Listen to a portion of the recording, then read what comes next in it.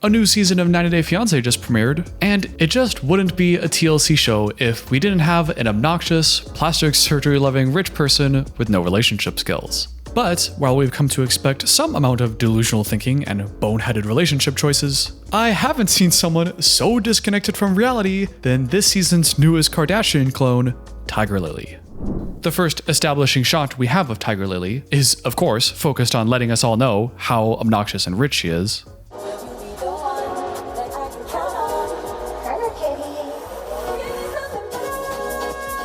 See, you can tell she's rich because she's wearing a $1 billion purse. My name is Tigerlily. I am 41 years old and I live in Frisco, Texas. By the way, you're gonna have to get used to that annoying glottal fry of her voice. Sunglasses to protect your eyes. Shoes. Those are important because you're walking all day. We see Tigerlily in a fancy jewelry store where she pretends to spend $26,000 on a horrendously ugly watch. It's $26,500. Perfect. I love it. Let's do it. All right. Thank you. I get that the producers are setting up her character as this incredibly rich and flaunty, annoying rich girl, but every time I see a scene like this, I just think, there's no way they actually have that much money, right? I mean, if you actually had that much money, what are you doing on 90 Day Fiance, you know? But Tigerlily is quick to tell us that, although she has privilege and luxury, her life hasn't always been easy. When she was 30, she met this guy, ended up getting pregnant, and the two of them ended up getting married. This guy was super duper mega rich and provided her with a life of luxury, but at the cost of being an allegedly very controlling partner. I always called it a golden bird cage. Isn't the term for that gilded birdcage? While in this prison of a relationship, they had a few more kids, until Tigerlily couldn't take it anymore and filed for divorce. The divorce process lasted an entire 4 years and was a horrendous experience from her account. But at the end of it, she won her independence, and now she and her kids are very well taken care of. And it was a horrible process, but I now have my independence and me and my children are well taken care of. And not that it matters, I usually like to keep the characters on the show separate from any real life news or happenings, but the internet does what it does best and found out that apparently her ex-husband is a guy named Darren Taylor, who is the CEO of a financial firm called Tidal, who apparently also looks like this. And after a controlling and toxic relationship and a messy 4-year-long divorce process, Tigerlily swore off the idea of marriage completely. Until... But then I met Adnan. Adnan is a 22-year-old model in Jordan, and he's absolutely perfect. Ah, another 40-year-old rich woman going after a 20-something model. Well, I guess say what you will, but they probably have similar levels of emotional intelligence and maturity. Also, I know this is completely off topic, but we're used to seeing a lot of plastic surgery these days, but I don't think I've seen less expressive eyes on this show, and it's kind of freaking me out. It's very distracting.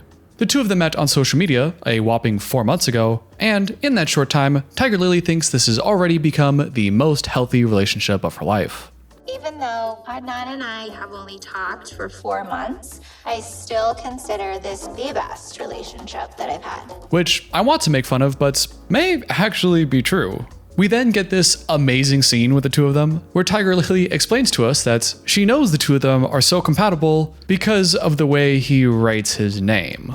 I'm actually a certified handwriting expert. I think that you can tell a lot about a person from their handwriting. Like, for example, if someone is a serial killer. Damn, all those years of going to detective school to try to get those killers, should have just hired Tigerlily. I guess the reason all those cop shows and movies don't have a handwriting expert is because that would just destroy the suspense. They would figure out who the killer is immediately. A serial killer. But she doesn't know if he's good in the bedroom because he didn't write his Y in cursive. Anything about how he is in the bedroom? Because he did his Y not in cursive, it was in print, and he can't tell. And the plans are set in motion that in 1 week, Tigerlily will fly to Jordan to meet Adnan in person for the very first time. Oh, and they're getting married the day she arrives. Did I mention that? As Tigerlily explains to her life coach, because of course she wouldn't be an obnoxious rich person if she didn't have a so-called life coach, about her plans with Adnan. There's something I haven't told you yet. The day that I meet him, we're getting married. When the life coach speaks for all of us and says, Why? Why not? Yeah, good point. Why not? I mean, I could think of a couple reasons. Like the fact you've only known each other for 4 months, have never met in person. He's also of a different religion than she is. He's a practicing Muslim, and she doesn't know how that dynamic is going to work out. There are a couple reasons. There's just no reason to wait. But don't worry, she's not doing this for no reason. She's not a complete dunce. Tigerlily explains that because of his Muslim religion, the two of them can't be in the same room together without some kind of supervision until they're married. We can't even be in the same room with him unless we're married anyway. Jeez, her voice, it's like nails on a chalkboard. So on the one hand, you have a bunch of massive differences that you don't even know about because you don't really know the person and haven't even met them in person yet. And on the other hand, you guys can't kiss and stuff until you're married. Yeah, seems pretty clear to me. I guess you have to get married. And while this obviously seems like a bad idea for a lot of pretty self-evident reasons, something I actually hadn't considered until the life coach brought it up is that Tigerlily is a very rich 40-something divorcee, and Adnan is a young 22-year-old guy that could be marrying her for her money. The life coach tries to warn Tigerlily of this possibility, but Tigerlily's not having it. I know that it seems crazy that I'm marrying him on the first day that we meet, but I went through a lot in my last relationship and I was trapped in a lot of ways. Which I understand, but is actually kind of sad when you think about it. Because I could understand that if you're coming from an abusive, toxic, hostile relationship where you didn't feel safe and you felt controlled and like there was no love, and then you find somebody that's in your limited exposure to them makes you believe in true love, and you feel like this is all the things that you really wanted, it was the antithesis of the experience you just had, the grass is greener, this is what you've been missing your whole time, it could feel very persuasive to move from one thing to the other. But if we were to take a step back and see this situation as a whole, we might see that if you were to take away the toxic abusive relationship in the first place and you are just left with Adnan, you might find it easier to take your time and not feel persuaded to rush into a new relationship immediately. Because really, it shouldn't technically matter how bad your past relationship was in determining how compatible you are with a future partner. Yes, hopefully you learn your lessons from your previous relationships and you can take that knowledge and wisdom into your future, but this may be an example of how someone can survive an abusive relationship only to quickly rebound into another, maybe different kind of abusive relationship because they were so desperate to escape their previous circumstances that they then jump into the first seemingly better option that they have available to them. And when I see this dynamic and the ways that Tigerlily consistently talks about Adnan, about how there's nothing to worry about and everything will turn out fine and he's this amazing person, the very picturesque idea that she's painting, it just leaves me with the feeling that she might be carrying a lot of pain and trauma from her previous relationships, and even though she's single now, might be feeling a quiet sense of desperation to escape those attachment wounds, and might see someone like Adnan as the solution to her problems. But what do I know? This is just my opinion and this is TV. But we're back to the fun stuff, because in the next scene, all of her friends throw Tigerlily a makeshift bachelorette party before she leaves. Tigerlily then goes on to explain that her ex-husband was so controlling that he apparently didn't even allow her to have friends. Super controlling, and I wasn't able to have friends and be social, so... Which, if that's true, that is very sad and some serious toxicity in that relationship. And as a result of that, after the divorce went through, she didn't have a lot of friends to fall back on. So her previous service providers, as she calls them, became her new friends. So my service providers became my friends. And boy, are these people some characters. We have Shay, Tigerlily's esthetician, Cruz, her hairstylist, Stephanie, the life coach we saw from earlier, Kathy, her eyelash artist, and at this point I'm wondering, what's the point of an esthetician again if you have a separate person for eyelashes? And her injector, Natasha. Talk about getting high on your own supply. Come on, Natasha. Even drug dealers know to not take from their own supply. This lady reminds me of a YouTube video I watched recently that was describing a current TikTok trend where Gen Z 20-somethings are all doing so much more lip injections and filler than previous generations that they actually kind of look like they're a lot older than they are. A lot of people were shocked at Kylie Jenner's age when they saw pictures of her post-filler. This is someone still in their 20s. Oh, I thought she was early 30s. I am 23. I don't know. Thought that was a pretty funny video. How old do you guys think I am? Just wondering. Or better yet, do you think I look older or younger than Loren claims to be? But in all seriousness, it does just kind of feel like a good example of how money can't buy happiness. You have this very rich person that can provide for their family and live a life of luxury, but is so disconnected from reality and being a normal person that the only friends she has are people that have been on her bankroll and are financially incentivized to hang around her and be her friend. That's pretty dystopian and sad. And yes, there's many things to laugh Tigerlily about, and she doesn't feel very relatable as a person with her exuberant wealth. But none of that necessarily means that she's a bad person and someone that I would wish to have a lot of the problems that she seems to have. Anyway, she tells her friends the plans, that she's flying over to Jordan and is going to marry this guy that she's never met before. And everyone thinks this is batshit crazy. There's a wedding, and then they're gonna get to know each other. That's crazy. They're doing everything backwards, in my opinion.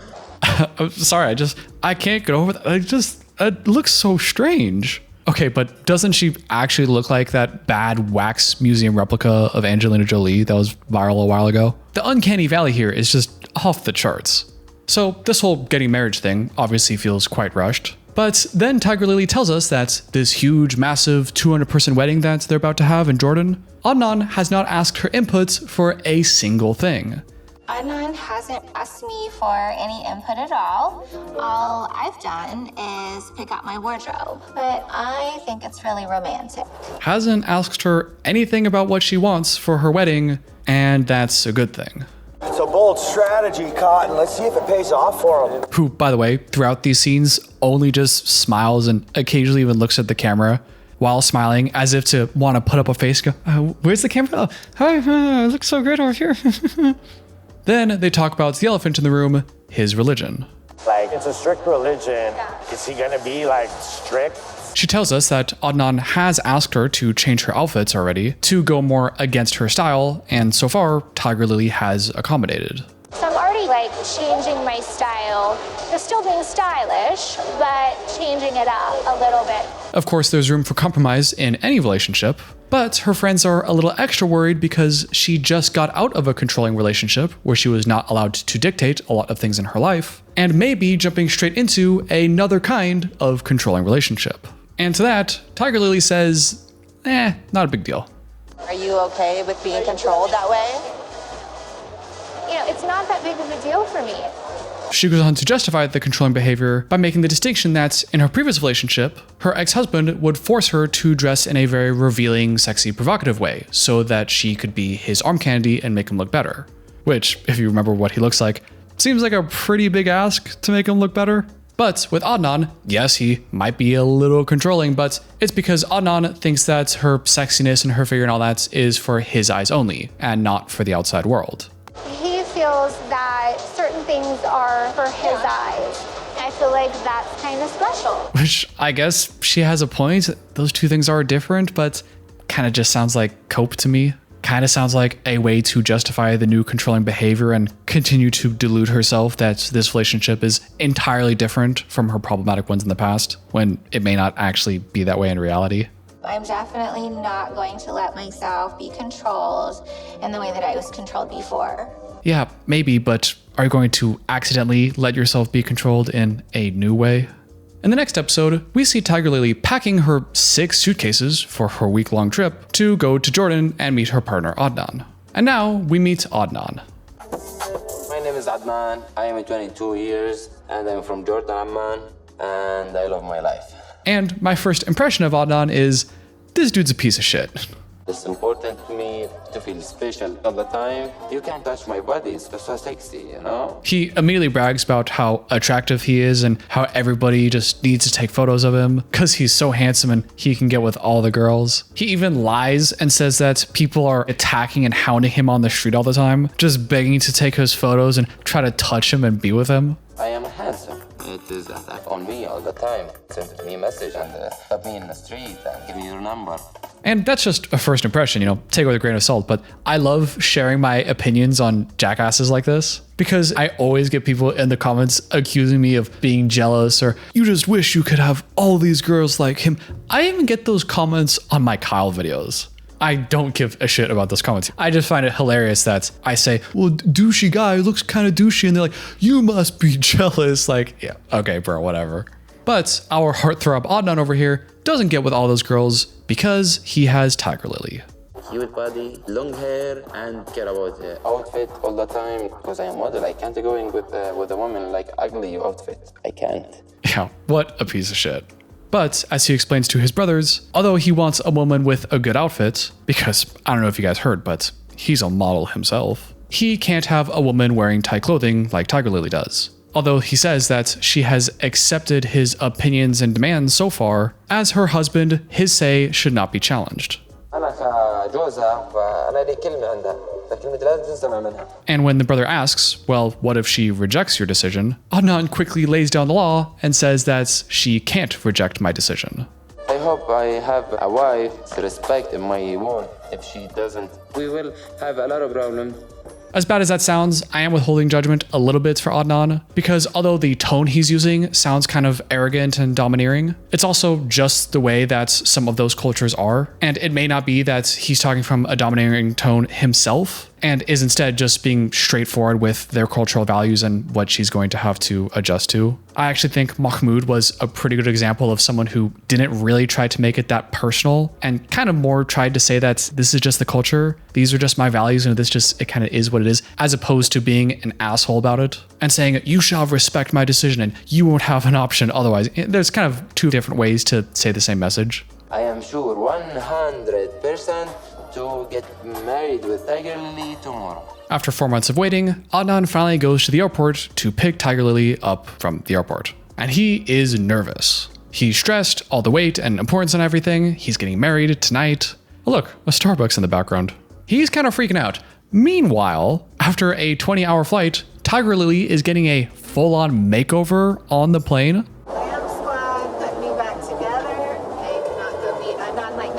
Her service providers, friends, are giving her a full-on facial and even curling her hair. I didn't even think that the outlets on a plane would even work with that. And after she gets her makeover, the plane finally lands, and before going to meet Adnan, while he's patiently waiting and getting very nervous with every passing minute, Tigerlily goes to the bathroom to do her makeup again? What are you guys doing in there? Didn't you do everything on the plane? And the whole time, Adnan is looking at the time like, what, the plane already arrived? Everyone's already left. Hey, there was the pilot and the stewardesses. They're all walking out like, where the fuck is he? When finally, Tigerlily has left her majestic bathroom cocoon and goes to meet Adnan. Hi, baby. Hi, baby. The two of them hug, but not for too long because you can't do that. And in the one-on-one, when they're being real cute, Tigerlily asks Adnan how her outfit is to him, when Adnan takes a look and says, it's okay.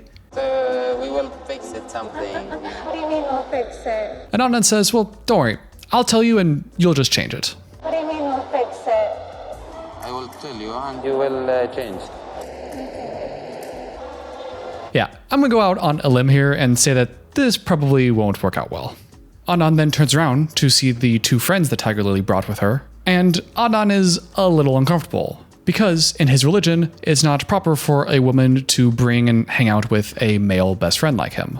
Adnan doesn't like this male best friend, says he's accepting of it for now. Tigerlily explained to me this is my hairstylist, like my brother, so from now I am extra. But quickly adds that in the future, that's not going to be acceptable. But in the future, Tigerlily can have guy friends. It's not acceptable to me. Just like how she wasn't allowed to have any friends at all in her previous relationship.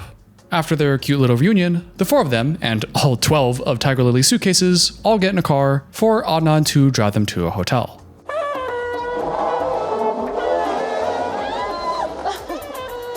Good morning. Of course, he drives like an asshole. I might need some Dramamine. And once they hit the road, it is silent.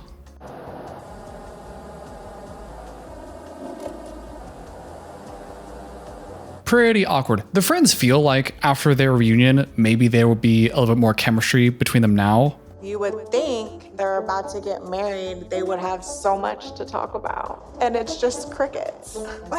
The friends, feeling awkward, try to break the ice with Adnan and ask him some questions when they get on the topic of having kids. How many kids do you want? Maybe 5? Wait, so 5? You didn't even tell me, baby. I don't know yet. He wants 5 kids. Tigerlily didn't know that, and Adnan's explanation is, I didn't know that at the time. You didn't even tell me, baby. I don't know yet. So not only is Tigerlily marrying someone that she's only known for 4 months, but she's marrying somebody that doesn't even know what the hell they want in life. Tigerlily then asks Adnan what his plans are and how they plan on living together in America, when Adnan replies with this. What are you gonna do when you live with me in the US? I'm just coming 1 week in 1 year. When?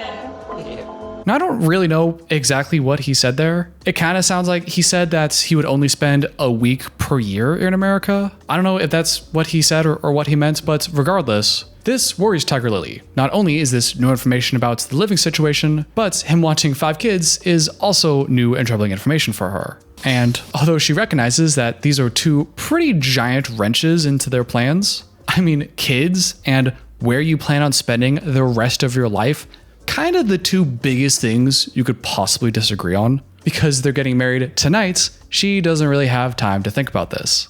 But since we're getting married in a few hours, we don't really have time to get on the same page. Hoping that since we love each other so much, that will be enough for us to work out everything together. Oh, Tigerlily, my sweet summer child, you.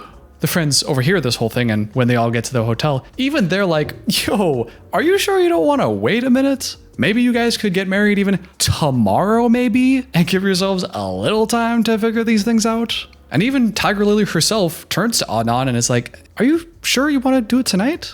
I want to make sure you guys are sure. Yeah, are you sure, baby? But after Adnan says, yeah, I'm sure, let's do it, Tigerlily then folds immediately and is like, yeah, okay, yeah, we're getting married tonight. Are you sure, baby? Of course I'm sure, baby. This whole thing just doesn't feel right to me. The friends go back to the hotel room, and now we get to the final scene of the episode. Tigerlily and Adnan are in their own hotel room, about to go get in the car and get their marriage certificate. Adnan is waiting around bored on his phone, asking Lily to hurry up, but Tigerlily obviously has to do her makeup again. And after she finishes, before they go get married, Adnan has to approve of her wardrobe yet again. How is this, baby? Come here. Man, can we have a bigger break between Nicole and Mahmoud before this couple? I don't think I'm emotionally ready to deal with this wardrobe bullshit every time they're on screen again. There? I don't know. Maybe. Okay, it's okay. But after Adnan takes a few looks and demands that she turn around for him, There? he hesitates before explaining that, yes, you're fully covered, but it's just really tight clothing. I don't know why Adnan's hesitating. I mean, I think that I'm completely covered. But tight. But with Adnan's sort of approval, they get in the car and they are now 30 minutes away from getting married. And only 30 minutes away from meeting Adnan's family, which was not part of the plan. My mother will be there. Wait, why? Adnan has always just said it was going to be the 2 of us and his brother as the witness. This really stresses Tigerlily out, because not only does she have to meet the mom and dad, which is kind of a big deal to begin with, but there's also a cultural difference. She's not familiar with the customs. She doesn't know how she's supposed to greet or act or behave or dress or anything around the parents. I'm panicking. This changes so much.